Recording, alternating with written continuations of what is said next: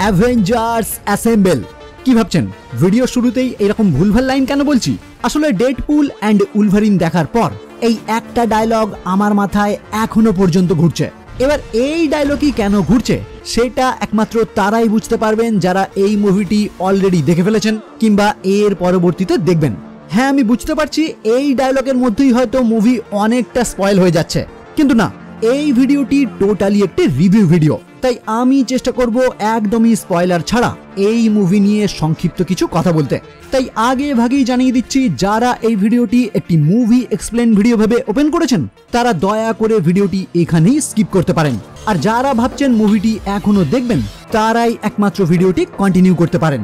তবে হ্যাঁ, ভুলবশত যদি কিছু স্পয়লার থাকে অবশ্যই কিন্তু আমাকে ক্ষমা করে দেবেন। ওকে, তো ইন্ট্রোডাকশন আর বিস্তারিত করবো না, এখন সোজা চলে যাব মূল ভিডিওর দিকে। শুরু করার আগে হেই, আমি Raja and welcome to the Bong Wood. আশা করি আপনারা সকলেই জানেন 26শে জুলাই গ্লোবালি মুক্তি পেয়েছে মার্ভেল সিনেম্যাটিক ইউনিভার্সের 34 নম্বর মুভি ডেডপুল অ্যান্ড উলভারিন। তো একজন এমসিইউ ফ্যান হিসাবে বরাবরের মতো প্রথম দিনই আমি পৌঁছে গিয়েছিলাম ডেডপুল অ্যান্ড উলভারিনকে বড় স্ক্রিনে দেখতে। আর এইবার শুধুমাত্র আমি একা না, আমার সঙ্গে এই মুভি দেখতে আরো বেশ কিছু ক্রিয়েটারও যোগ দিয়েছিল, যাদের মধ্যে অনেককেই হয়তো আপনারা চেনেন, যেমন বংলাভ কমিক্সের প্রিন্স, সিনেমার সাত খাউনের আজিজ এবং A1 স্নিগ্ধর স্নিগ্ধ।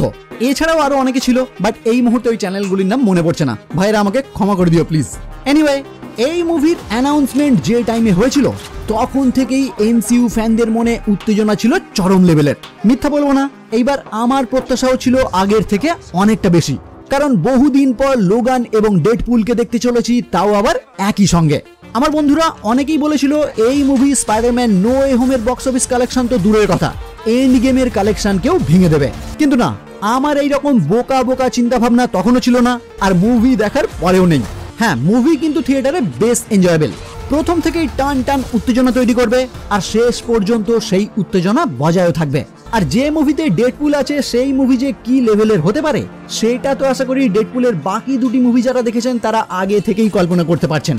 আমি মুভিটি হিন্দি ডাব ভার্সনে দেখেছি এবং যথেষ্ট এনজয় করেছি। মনে হয় অরিজিনাল ল্যাঙ্গুয়েজের থেকে হিন্দি ভার্সনের ডায়লগ অনেক অনেক বেশি মজাদার।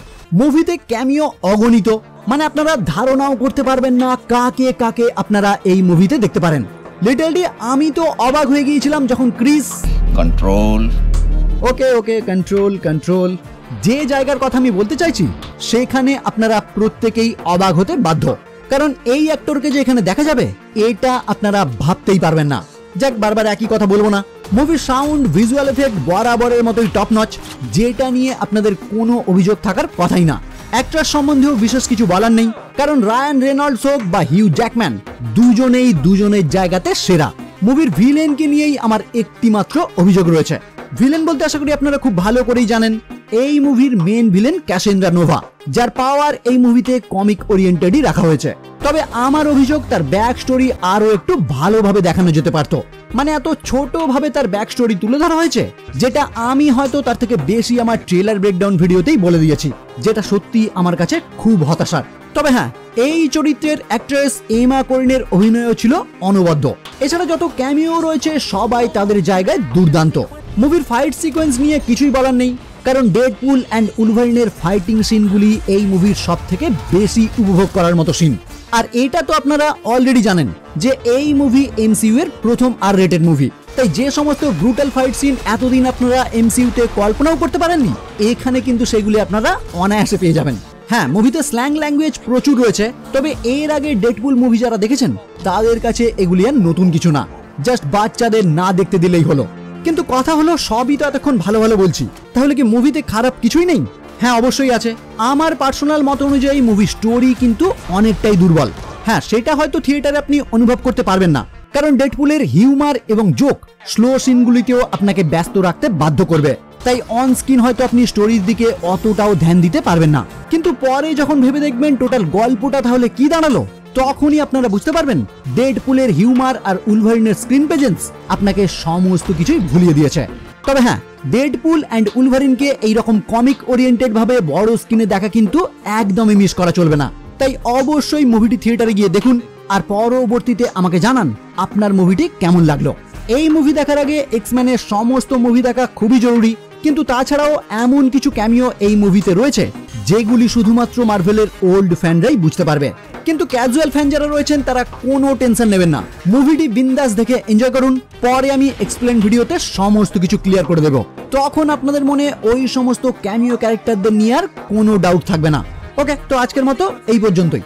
যারা যারা মুভিটি অলরেডি দেখে ফেলেছেন তারা কিন্তু অবশ্যই কমেন্টে জানাবেন মুভিটি আপনার কেমন লাগলো।